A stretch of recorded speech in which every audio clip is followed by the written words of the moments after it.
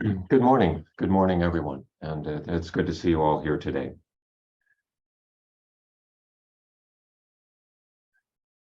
So during the past few weeks, we've been rediscussing the Four Noble Truths, foundational teachings in Buddhism. And on these Saturday forums, we've discussed these a couple previous times. Paradoxically, I find them more difficult to discuss every time I come back to them. There are more layers to consider, more difficulties encountered. But we'll continue on. And last week we talked about Nirodha, the third noble truth, the truth of cessation or abatement of suffering, of dukkha. And I mentioned that the Buddha talks about dukkha being the 5 clinging aggregates, and we discussed what clinging was and how this clingingness is a burden for us humans. And the clingingness is associated with what the Buddha calls the conceit of I am. The conceit of I am. And I used an example of this talking about the conceit of, I am a charitable person, or I am a generous person, or I am a resourceful person. But what I didn't mention, which I think is equally important, is the potential for the I am to go the other direction and to say, I am a worthless person, or I am a whatever, angry person, I am a resentful person, I am. In other words, to take these emotional states, or perhaps, social levels, hierarchies, or whatever, and turn them into fixed identities, which the Buddha teaches is the road to suffering. And instead of adopting for ourselves, possessing or appropriating these fixed identities, to recognize ourselves as process, constantly changing, subject to conditions, certainly subject to fallibility,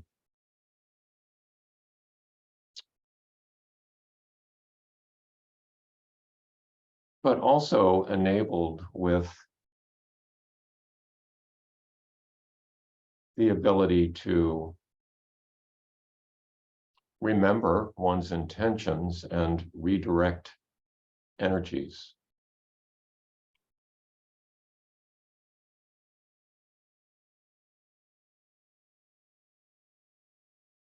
So instead of I am angry, there is anger, which invites the question, well, what do I do with that? Is there any way I can turn this energy into something that's beneficial for myself and others?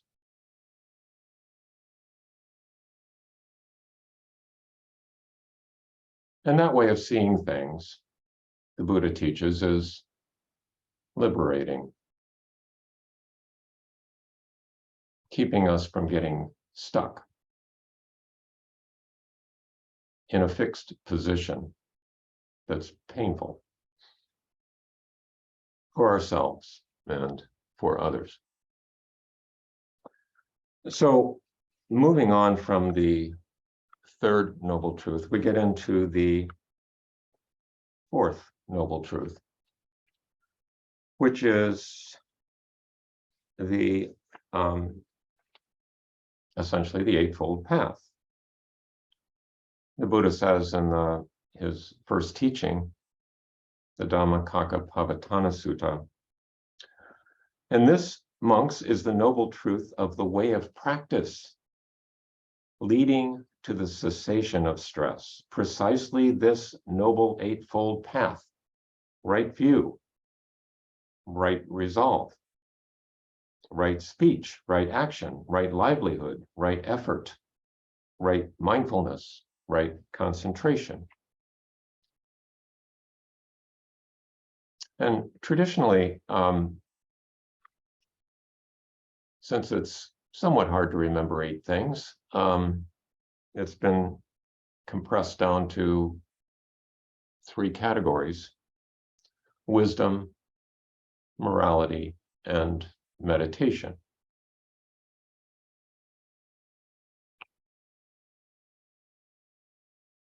Right view and right intention, comprising the wisdom part.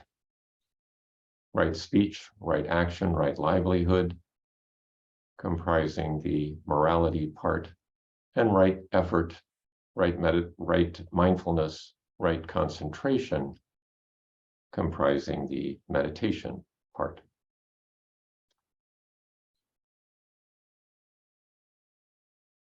So the first of these is right view.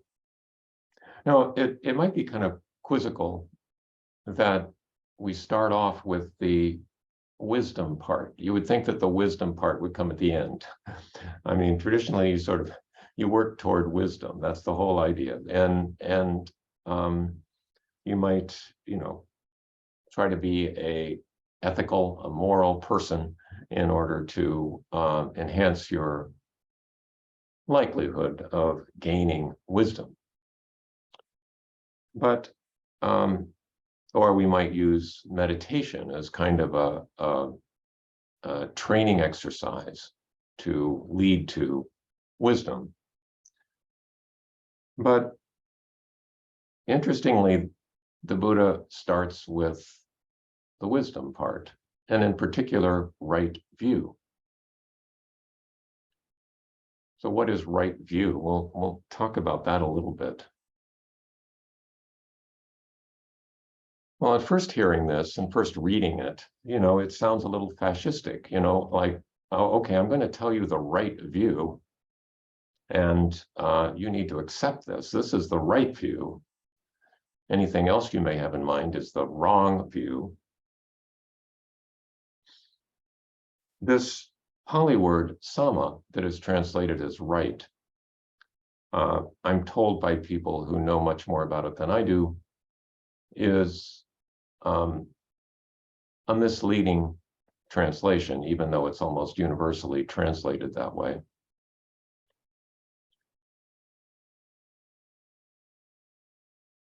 Another way of considering it would be skillful view or appropriate view, beneficial view.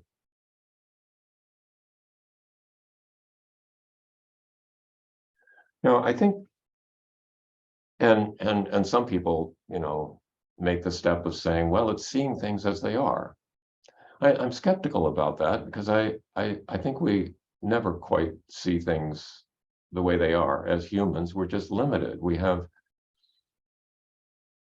Each of us has limited sensory apparatus.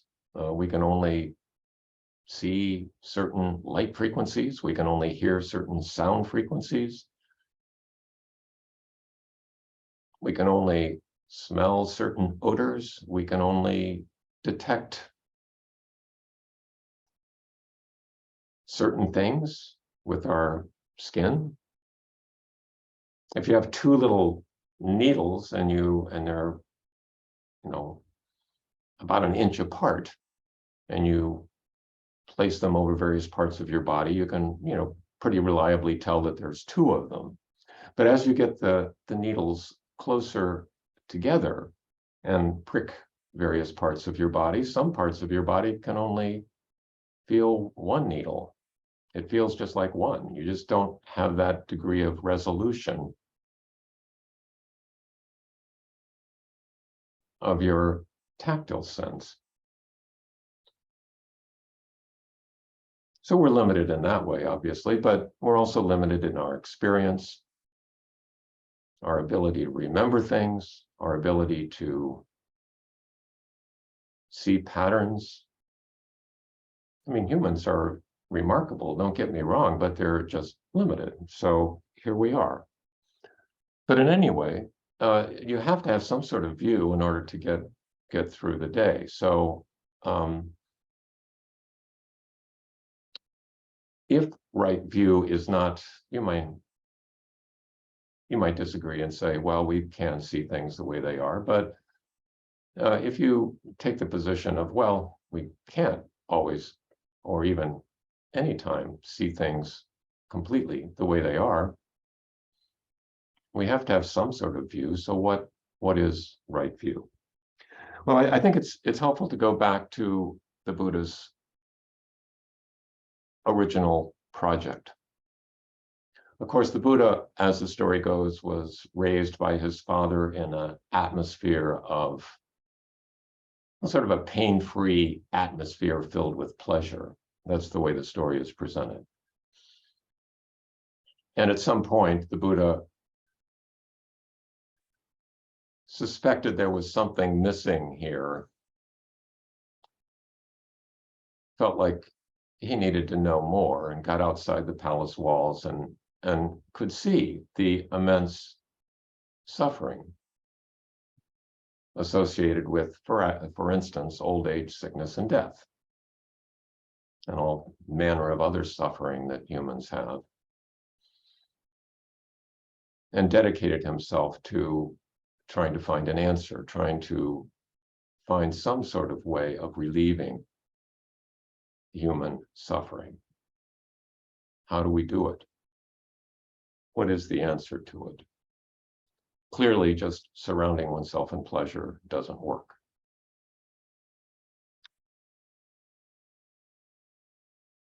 So with that in mind,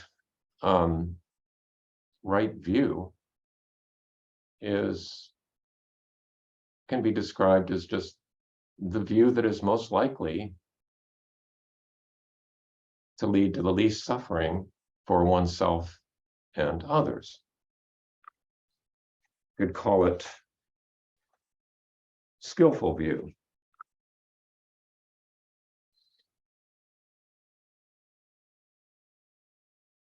And there is a kind of a long sutta that where Shariputra is talking about right view. Shariputra being one of the Buddha's more scholarly and more conceptually enabled disciples.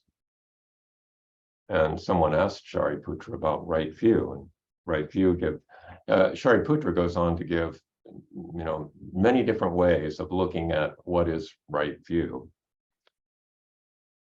And one of them is simply the Four Noble Truths, but we'll get to that in a minute. But another way that Shariputra describes right view is like this. When a disciple of the Noble One discerns what is unskillful, discerns the root of what is unskillful, discerns what is skillful, and discerns the root of what is skillful, it is to that extent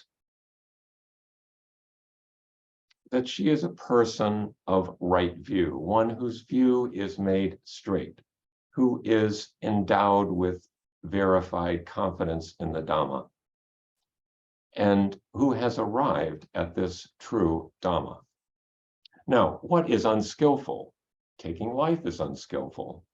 taking what is not given, sexual misconduct, lying, abusive speech, divisive tale-bearing, idle chatter is unskillful, covetousness is unskillful, ill will, wrong views are unskillful. These things are termed unskillful. And what are the roots of what is unskillful? Greed is the root of what is unskillful. Aversion is the root of what is unskillful. Delusion is a root of what is unskillful. These are termed the roots of the unskillful. But what is skillful? Abstaining from the above, abstaining from taking life, taking what is not given, sexual misconduct, lying, abusive speech, etc. These are termed skillful. And what are the roots of what is skillful? Lack of greed is a root of what is skillful. Lack of aversion is a root of what is skillful. Lack of delusion is a root of what is skillful. These are termed the roots of what is skillful. When a disciple of the Noble One discerns what is unskillful in this way, discerns the root of what is unskillful, discerns what is skillful in this way, and discerns the root of what is skillful in this way, when, having entirely abandoned passion, obsession, having abolished aversion, obsession, having uprooted the view and conceit, obsession, I am, having abandoned ignorance and given rise to clear knowing, she has put an end to suffering and stress right in the here and now. It is to this extent that a disciple of the Noble Ones is a person of right view, one whose view is made straight, who is endowed with verified confidence in the Dhamma, and who has arrived at this true Dhamma.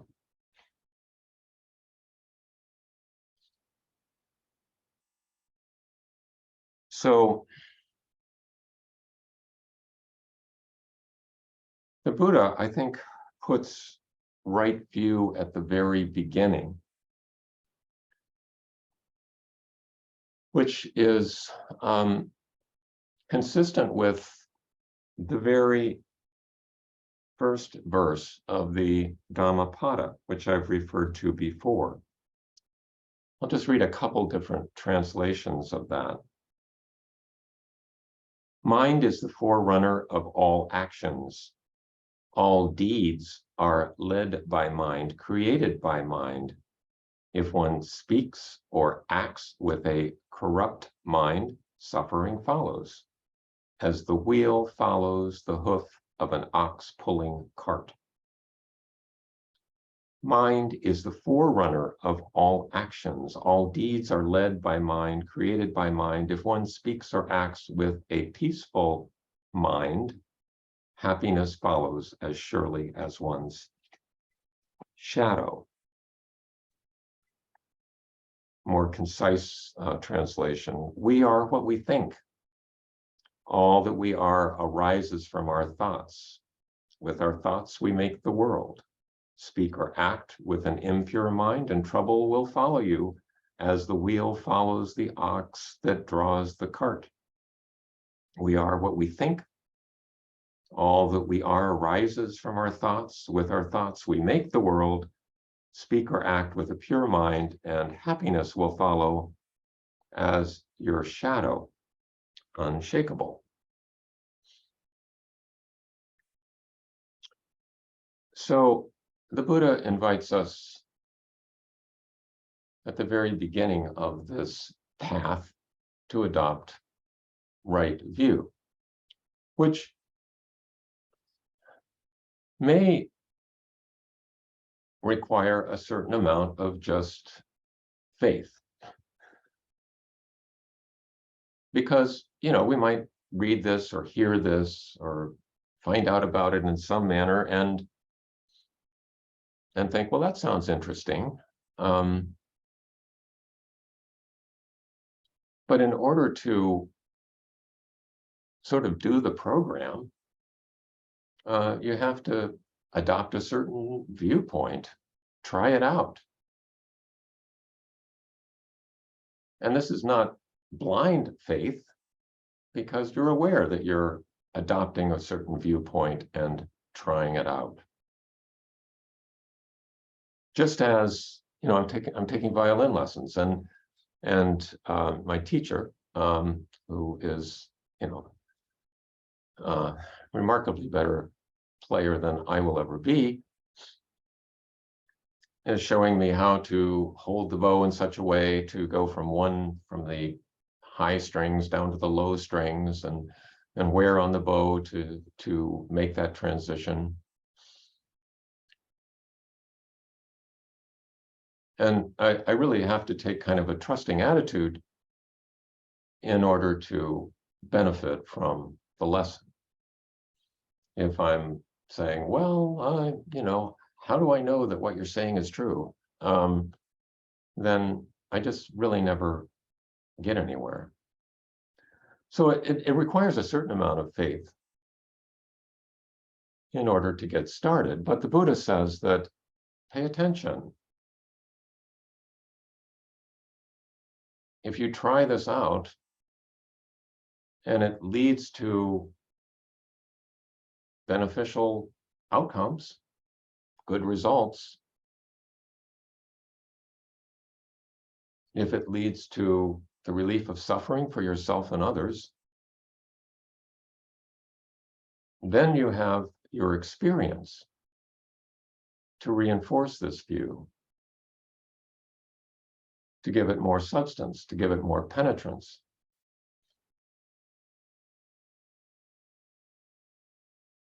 He also recommends as an alternative or as a complementary approach to, consult the wise. Of course, you have to figure out who that is. But I think we all have people in mind that we consider as helpful in that regard.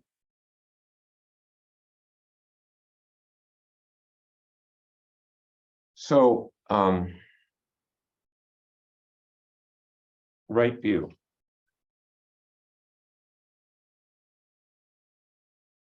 I mentioned that Shariputra also gives us an example of right view, viewing things according to the Four Noble Truths, which may seem circular because, in fact, the Four Noble Truths contain within them the concept of right view. So it's kind of a circular definition. But one can view it as, instead of being circular, being iterative, like, okay, I'm going to go with this, and I'll see where it leads. I'll pay attention.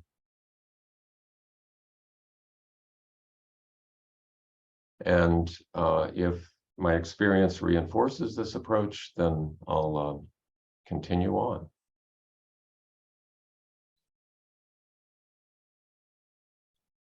The Eightfold Path can be considered a path. Another image that I find more helpful is an 8-spoked wheel, which is often depicted as a symbol for Buddhism, a wheel, like a wagon wheel with 8 spokes. And each of the 8 spokes is essential, and each supports the other. So it's not really a path, it's a structure, an 8-part structure that supports the wheel of Dhamma, that supports our life.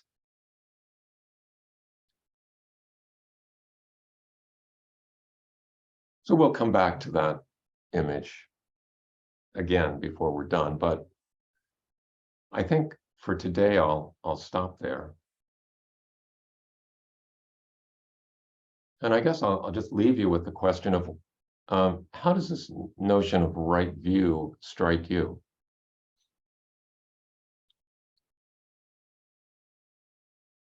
What is right view, as you understand it?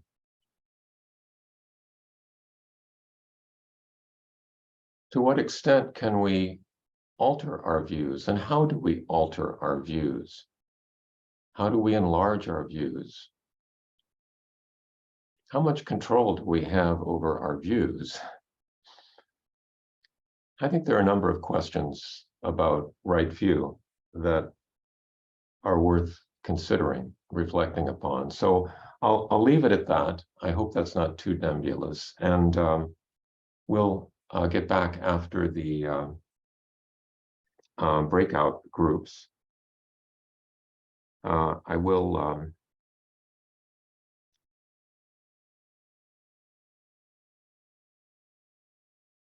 at this point stop the recording, and we'll break into groups, and I'll see you back in a few moments.